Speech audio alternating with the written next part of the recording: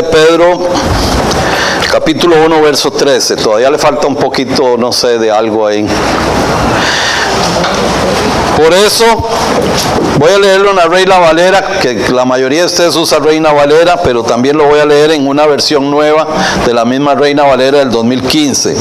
Dice, por tanto, ceñid los lomos de vuestro entendimiento, sed sobrios y esperad por completo en la gracia que se os traerá cuando Jesucristo sea manifestado. Como hijos obedientes, no os conforméis a los deseos que antes teníais estando en vuestra ignorancia, sino como aquel que os llamó es santo, sed también vosotros santos en vuestra manera de vivir, porque escrito está, sed santos porque yo soy santo. Voy a leerlo en la otra versión moderna. Por esto, con la mente preparada para actuar, oigan esto, con la mente preparada para actuar y siendo sobrios, pongan su esperanza completamente en la gracia que les es traída en la revelación de Jesucristo. Como hijos obedientes, no se conformen a las pasiones que antes tenían estando en su ignorancia. Antes bien, como aquel que los ha llamado es santo, también sean santos ustedes en todo aspecto de su manera de vivir, porque escrito está, sean santos porque yo soy santo. Esta mañana acabo de recibir la orden de Dios ahí sentado de que hable sobre santidad. Wow. Amén, amén, amén. Yo traía mi escrito ahí, pero ahí está. Yo lo acabo de decir. Wow. Santidad. ¿Y por qué Dios quiere que hablemos de santidad? Uy, ay, ay. Sí, muy feo. No, voy a tener que usar otro micrófono. Apágueme este y tráigame otro bueno.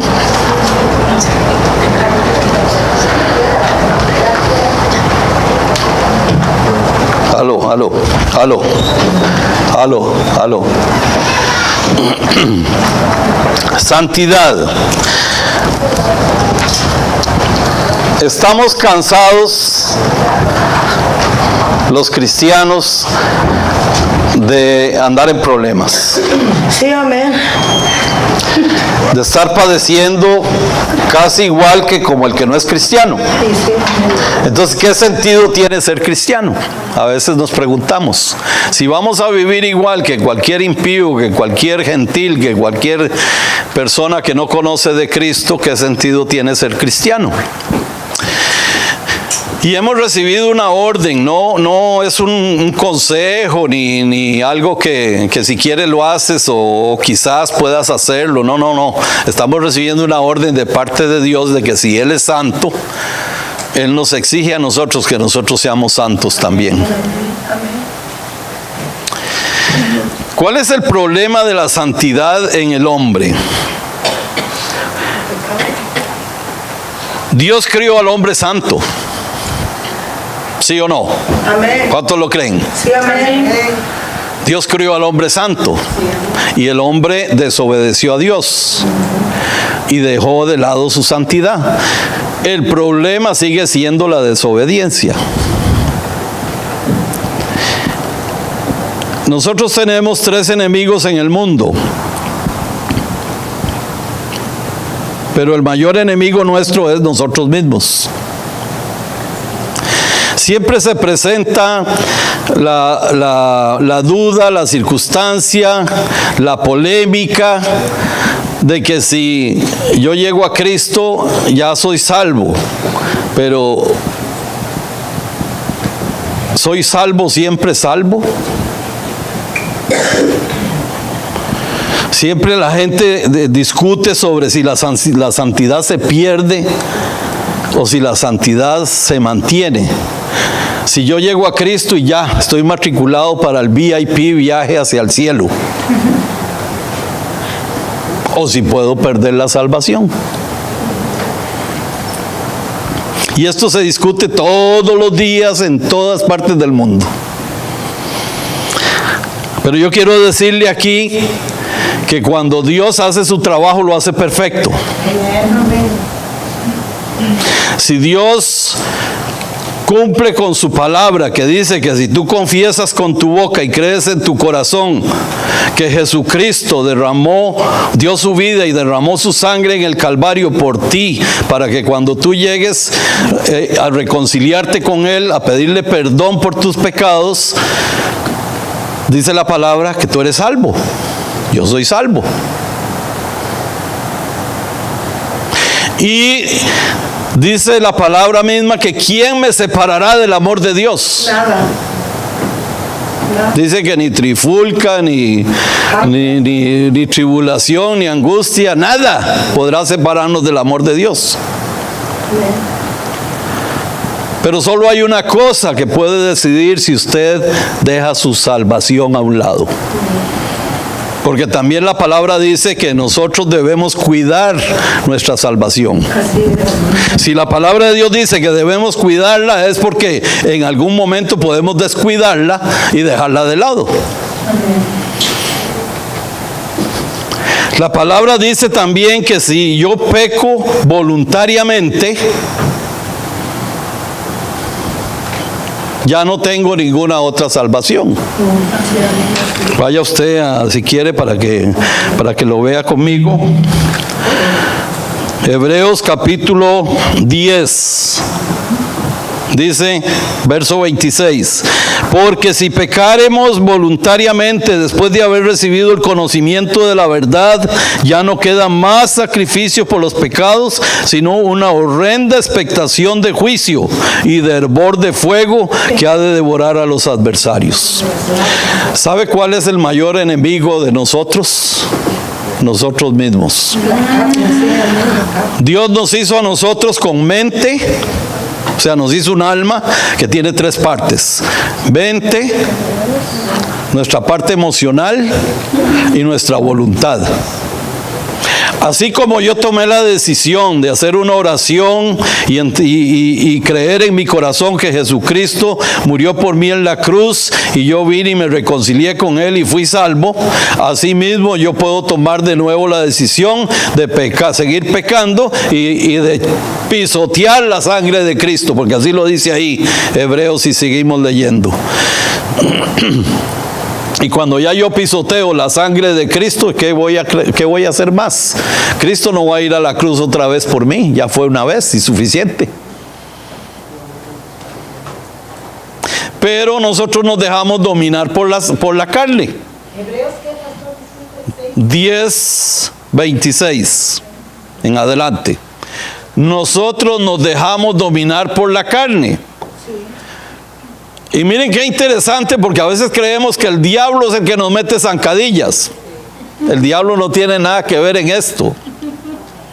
El diablo, Dios fue abajo al abismo, le quitó todos los derechos, le quitó toda la legalidad, le quitó todo el poder, hasta el poder de la muerte le quitó. Entonces ya usted no tiene excusa de decir que ¡ay, el diablo otra vez! ¿Qué diablo más cochino? ¿Qué diablo más esto? ¿Qué diablo más el otro?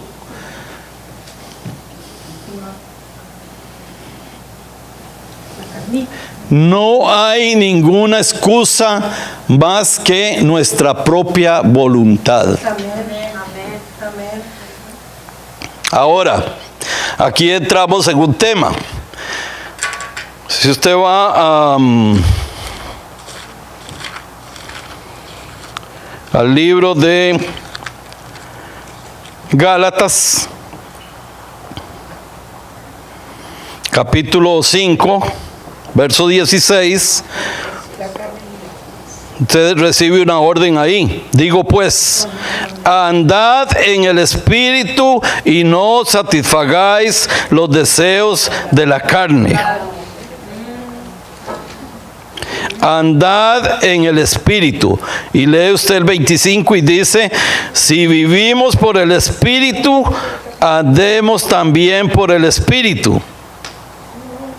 Ese Espíritu está con mayúscula. Quiere decir que es el Espíritu Santo. Cuando usted recibe a Cristo, usted recibe a Dios en su corazón, en su cuerpo, en su ser, usted establece que su cuerpo de aquí en adelante es el templo del Espíritu Santo. Y el Espíritu Santo está con usted constantemente desde ese momento hasta el día que usted deja de ser aquí. Y ahí está. Y está en pedacitos. O solo una parte del Espíritu Santo. No, lo tiene completito. Con todo su poder. Con todo lo que el Espíritu Santo puede darle. Usted recibe, y usted y yo recibimos la fuerza de Dios para poder ser santos. Andando en el Espíritu. Ahora, ¿cuál es el problema? Si lo tengo a Él aquí, y la palabra de Dios dice que si Dios es conmigo, ¿quién contra mí? ¿Por qué entonces fallamos?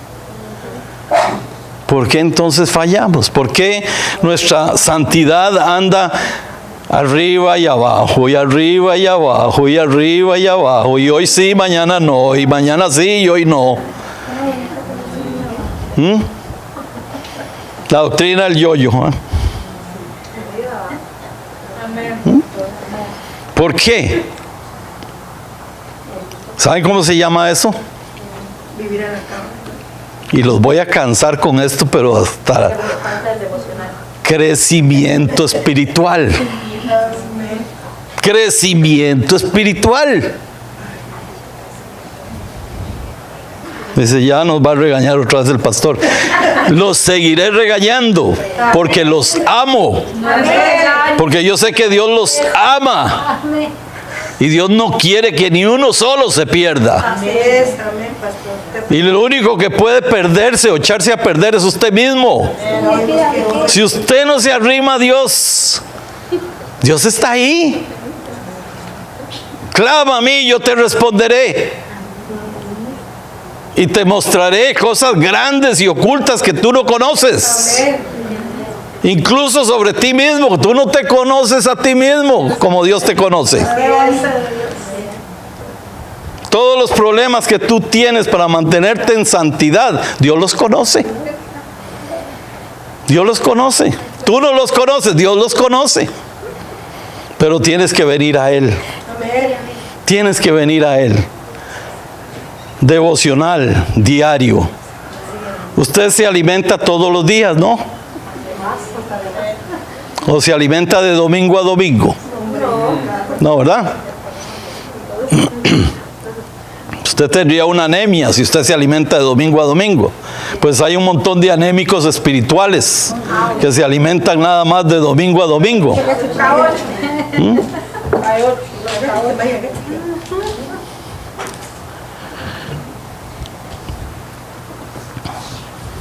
Resulta que nuestra lucha es fuerte. Porque mire la lista de todos los deseos de la carne. Adulterio, fornicación, inmundicia, lascivia, idolatría, hechicerías, enemistades, pleitos, celos, iras, contiendas, disensiones, herejías, envidias, homicidios, borracheras, orgías, y dice, y cosas semejantes a estas. Hermanos del alma, si usted crece espiritualmente, nada de eso tiene que temerlo usted. Lo más grandioso que usted tiene como ganancia de tener a Cristo en su corazón es que ya ahora usted no puede pecar en paz. Usted antes pecaba y no le importaba. Yo represento, he hecho en mi libro, representé eso como el mecánico, y discúlpeme si hay algún mecánico acá. El mecánico tiene un uniforme que él usa todos los días. Y cuando se mete debajo de un auto, le puede caer una gota de aceite o se puede chorrear de aceite. Él pone el hábito ese que usa, el uniforme, lo pone ahí un ganchito y se va para la casa al día siguiente y se lo vuelve a poner. Y se vuelve a meter debajo del piso, del auto, y se vuelve a manchar de aceite y no le importa. Al final de la semana tal vez agarra el uniforme o al final de mes y se lo lleva y lo vuelve a lavar, pero y si no le quedó bien y si le quedó manchado, no le importa. Lo sigue usando. Pero resulta que este mecánico, mientras era mecánico, empezó a estudiar para medicina, para ser médico. Y allá a los años deja de ser mecánico y se convierte en un médico. Y ahora está entre sangre, entre pus, entre una serie de líquidos que salen por todo lado, ¿verdad? Y entonces él se pone su uniforme, por lo menos los médicos de antes que se ponían su uniforme blanquito, verdecito, amarillito, ¿verdad? Y si están haciendo alguna cirugía, operación o alguna cosa y se mancharon aquí la manguita así de un poquito de sangre, ¿qué hace el médico? Agarra el uniforme ese y lo tira ahí y se pone uno nuevo que esté limpiecitito y que no tenga ninguna mancha. Así debe ser el cristiano. El cristiano, en un principio, antes de ser cristiano, es como un mecánico. No importa el pecado que entre o que salga o que venga o que practique, porque de todas maneras ya está sucio. Entonces un pecado más, un pecado menos, le entra flojo, porque tiene un traje de mecánico. Pero ahora nosotros somos médicos y tenemos un traje de lino blanco, dice la Biblia. ¿Ah? Entonces cuando pecamos, por chiquito que sea el pecado, aunque no hay pecado chiquito y grande, todos son pecados, nos sentimos manchados. Y eso es parte del trabajo del Espíritu Santo que hace en nosotros, antes de pecar, durante el pecado y después del pecado. Así es que el que se mantiene en pecado es un sinvergüenza.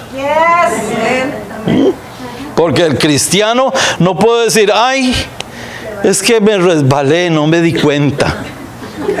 Ay, el diablo me metió una zancadilla y caí. ¿Ah? Alguien le está lloviendo. Sinvergüenza es lo que eres. Ay, es que yo no sabía que fumar era malo. Los homicidas no entrarán al reino de los cielos. Y tú te estás matando a pedacitos, en poquitos. Eso es igual para el alcohol, para cualquier droga, para... Un día de estos hablábamos de los barbitúricos y de los opioides y toda esa cosa. Mire, si usted necesita pastillas para dormir todas las noches, tenga cuidado. Me acostaré. Tenga cuidado. Debo caer mal a un poquito de gente aquí, pero yo creo que es por su bien, es por su bien. No te regañes, es consejo. Mire, ¿cómo es posible que usted tenga que tomarse una bebida que lleva una carga de energía ahí, de azúcar terrible, para poder llegar a las 6 de la tarde? Porque ya no aguanto, necesito un bombazo al hígado para poder llegar al final del día. ¿Cómo es posible? Dios no te diseñó así, tu cuerpo no está diseñado para eso. Estás matando tu cuerpo.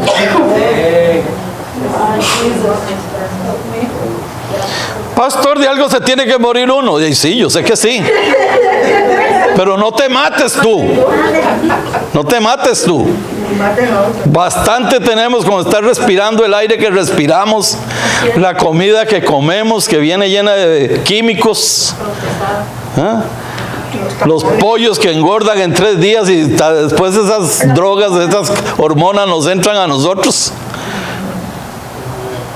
Tenemos bastante contaminación en el mundo como para que nosotros también le estemos metiendo más contaminación al cuerpo. Pues el pecado es algo que ya no va con nosotros. Entonces viene la gran pregunta, siempre me hacen esta pregunta y la voy a contestar.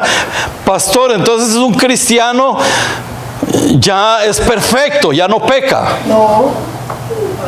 Bueno, muy fácil contestar con la palabra de Dios. Vaya usted a Primera de Juan. Quisiéramos, no queremos. Primera de Juan, capítulo 2, perdón. Hijitos míos, este es Juan siempre así tierno, ¿verdad? Bien cariñoso Juan. Hijitos míos, estas cosas os escribo para que no pequéis. Y si alguno hubiere pecado, abogado tenemos para con el Padre, a Cristo Jesús el justo. Pero antes dice el 1:10, si decimos que no hemos pecado, le hacemos al mentiroso y su palabra no está en nosotros. O sea, de vez en cuando un cristiano comete un error, porque no somos perfectos, la carne está ahí, la carne nos puede traicionar, estamos de acuerdo. Pero también tenemos que seguir leyendo la carta de Juan, porque Juan dice,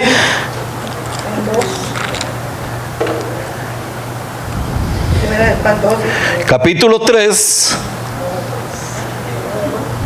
verso 8, que el que practica el pecado es del diablo. Así claro.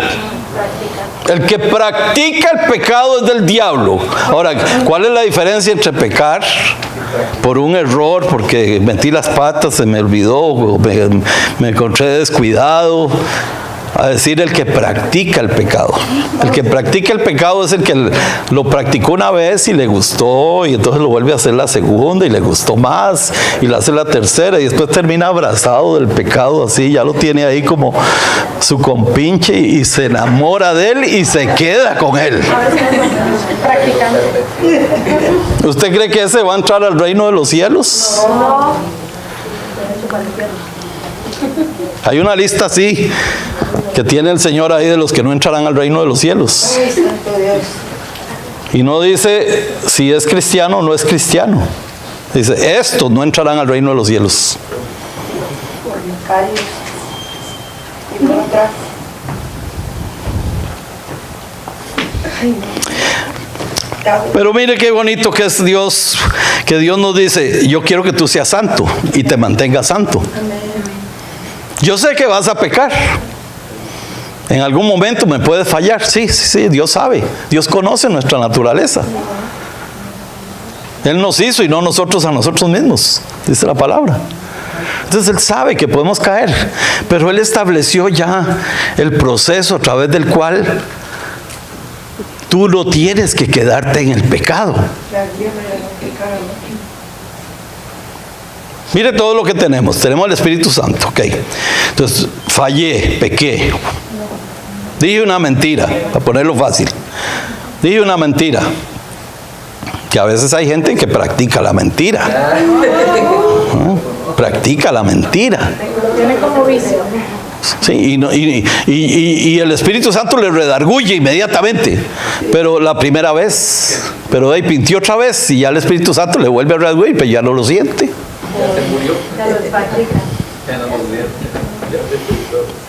Y lo vuelve a mentir y el Espíritu Santo le vuelve a redarguir, pero ya lo siente menos también. Hasta que llega un momento en que ya tienes concha. Ya tienes un caparazón ahí, ¿va? Entonces el caparazón ya lo que hace es que rebota las cosas, ¿verdad? Ya no le importa. Entonces, pero cuando el Espíritu Santo te redarguye de pecado, justicia y juicio, que ese es su trabajo, si tú andas en el Espíritu y no en la carne, entonces inmediatamente te das cuenta de que pecaste. Y entonces, ¿qué haces? Muy fácil. Vas a Primera de Juan 1:9 y la palabra de Dios te dice que si confesamos nuestros pecados, Él es fiel y justo para perdonar nuestros pecados y limpiarnos de toda maldad. O sea, cada vez que tú pecas y yo peco y vamos al Señor y le pedimos perdón, Él nos perdona y nos limpia de todo pecado. ¿Cómo es que nos va limpiando? Nos va limpiando poco a poco. ¿verdad? Nos va limpiando poco a poco porque dice, ok, pecaste en esta, ya te perdoné. Espero que no lo repitas. Espero que ahora la próxima vez estés precavido para no caer otra vez en lo mismo. No es sabio, no es inteligente volverse a tropezar en la misma piedra, ¿verdad? Entonces, la próxima vez que yo voy a mentir, ups, me tapo la boca. Porque yo no quiero desagradar a Dios. Yo no quiero perder mi santidad por una cosa tan elemental. Por nada quiero perder mi relación con Dios. Entonces ya yo sé que tengo una manera de volver a la santidad. Esto yo lo llamo el clorox de Dios, porque es la sangre de Cristo la que nos limpia de todo pecado. Entonces ese es mi clorox. ¿Ah? El clorox me limpia todo, dice mi esposa, dice que el clorox limpia todo. A veces la casa huele solo a clorox. ¿Ah?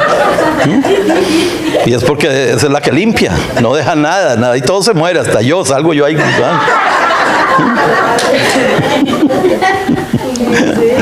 Entonces use el clorox de Dios y usted vuelve inmediatamente a la santidad. Entonces, ¿puede un cristiano mantenerse en santidad? Sí. Si no, se vuelve sinvergüenza. ¿Ah? Conchudo, ¿verdad? La palabra, conchudo. ¿Sí? Y mire, y esos pecados son, ya nosotros los pastores lo sabemos. Los pecados generalmente que se vuelven así concha, generalmente son los pecados sexuales, ¿verdad? Un hombre, una mujer no anda bien en su matrimonio, está en problemas, no busca consejería, deja que la cosa siga y siga y siga y siga. Y un día por ahí aparece, si es una mujer, aparece un hombre, le calienta el oído. ¿Ah? Ay, qué linda que vienes hoy sí que te ves bonita.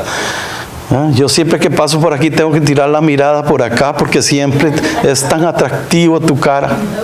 Y los hombres somos expertos para eso. ¿Ah? Y la mujer por el oído se derrite. ¿Ah?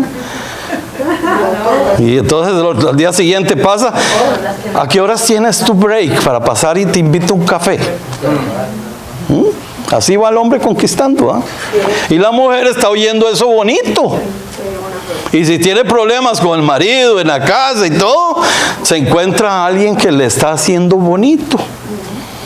Hasta que eso pasa del cafecito al almuerzo, del almuerzo a la cena y de la cena ya usted sabe dónde. ¿Ah? Y el hombre es igual.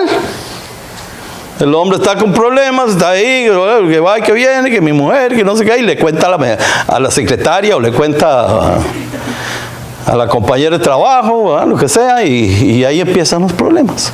La carne es débil, Jesús lo dijo. El hombre está dispuesto, pero la carne es débil. Y si usted alimenta la carne, pues va a caer en el pecado. Pero esos son los que van levantando concha, porque después vienen y se enamoran y se hacen amantes y entonces llegan a extremos ridículos. Yo lo viví con un amigo mío. Tenía una esposa excelente, un matrimonio brillante, una familia número 1. El hombre se desequilibró con una mujer. Llegó a considerar que esa era la mujer que Dios le tenía, que no era su esposa, que él se había equivocado. ¿Ah? Después de 20 años de casado, imagínense, qué equivocación. ¿Ah? Y cuando cayó en el pecado y dejó a su esposa y se desarmó todo, él decía, yo lo discipulé, fui a decirle, estás en pecado. No estoy en pecado. Papá me entiende. Dios sabe todo lo que yo he pasado con esa mujer. Dios me está premiando ahora. Uy, mamá. Es que era una enfermedad. Y se justificó. Ese hombre será salvo. ¿Será santo?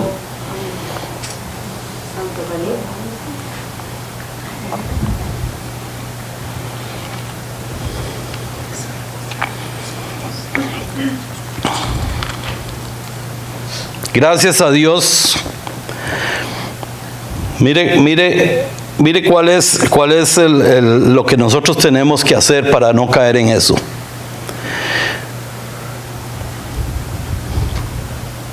Te lo voy a leer desde el principio. Capítulo 3, ahí mismo en Juan. Dice, 1 Juan 3. Mirad cuál amor nos ha dado el Padre para que seamos llamados hijos de Dios. Por esto el mundo no nos conoce porque no le conoció a Él. Amados, ahora somos hijos de Dios y aún no se ha manifestado lo que hemos de ser, pero sabemos que cuando Él se manifieste seremos semejantes a Él, porque le veremos tal como Él es. Y todo aquel que tiene esta esperanza en Él se purifica a sí mismo, así como Él es puro. O sea, si usted ama a Dios y usted quiere permanecer en Dios, purifíquese. Amén. Purifíquese. Amén. Hay algunas personas, Dios me va poniendo el mensaje, así que si quieren culpar a alguien, culpen a Dios. Hay personas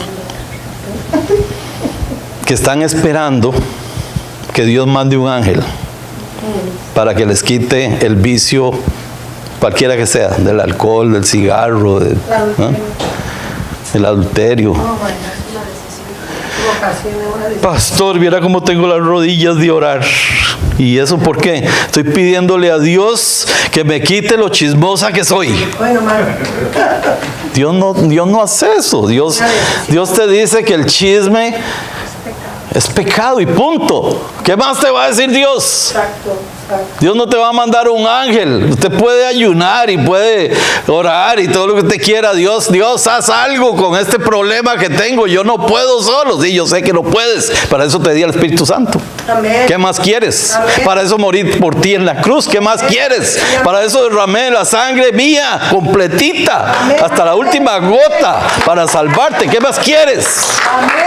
¿Qué más puedo darte? Señor. Te di mi hijo. Amén. ¿Qué más? ¿Qué más quieres? ¿Quieres que Dios baje en persona? ¿A hacer qué? Ya bajó. Ya bajó.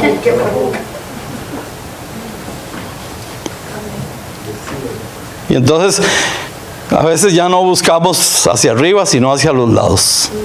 Y entonces comenzamos, es que mi esposa no me ayuda, es que mi hombre no me ayuda, es que los hijos no me dejan, es que... Y empezamos a echarle excusas a todos los demás. ¿Ah?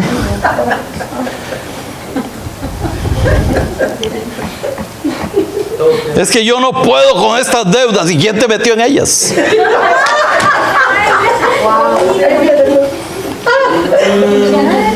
Y es que estamos aquí en Estados Unidos, estamos padeciendo. ¿Y quién te trajo aquí?